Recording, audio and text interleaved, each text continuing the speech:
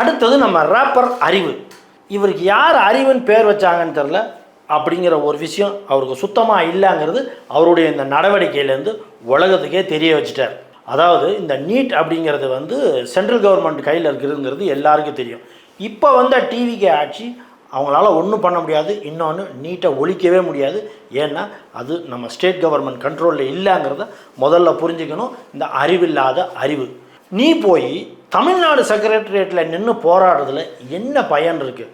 ஏன்னா கண்ட்ரோல் இங்கே இல்லை. ஸ்டேட் கவர்மெண்ட்டால் ஒன்றுமே பண்ண முடியாது. அந்த அடிப்படை அறிவு கூட இல்லாமல் நீ போய் அங்கே முன்னாடி நின்று தமிழ்நாடு செக்ரட்டரியேட் முன்னாடி நின்று போராடுற. உனக்கு தில் இருந்தால் டெல்லிக்கு போ, பார்லிமெண்ட் முன்னாடி நின்று போராடு.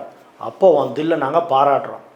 முதல்ல அந்த அடிப்படை விஷயங்களை தெரிஞ்சுக்கோ. அறிவில்லாத அறிவு. அடுத்தது மிகப்பெரிய மூட்டைப்பூச்சியான டைரக்டர் அமீர்.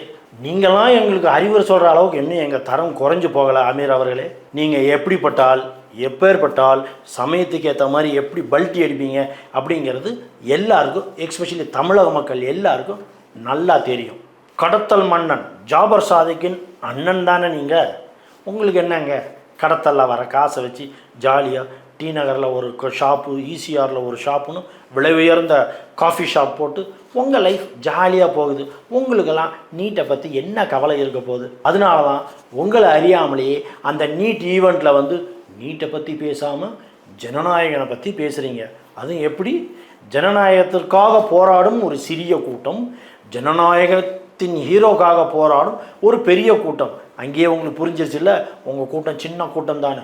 இதில் இன்னும் ஒரு படி மேலே போய் அறிவு சார்ந்தவர்கள் இங்கே இருக்காங்களாம். யோ, நீ அறிவாளிங்கிறத நாங்கள் சொல்லணும். நீயே மேடைக்கு மேடை போட்டு சொல்லக்கூடாது. பார்க்குறவனா வலிச்சுக்கிட்டு சிரிக்கிறான்.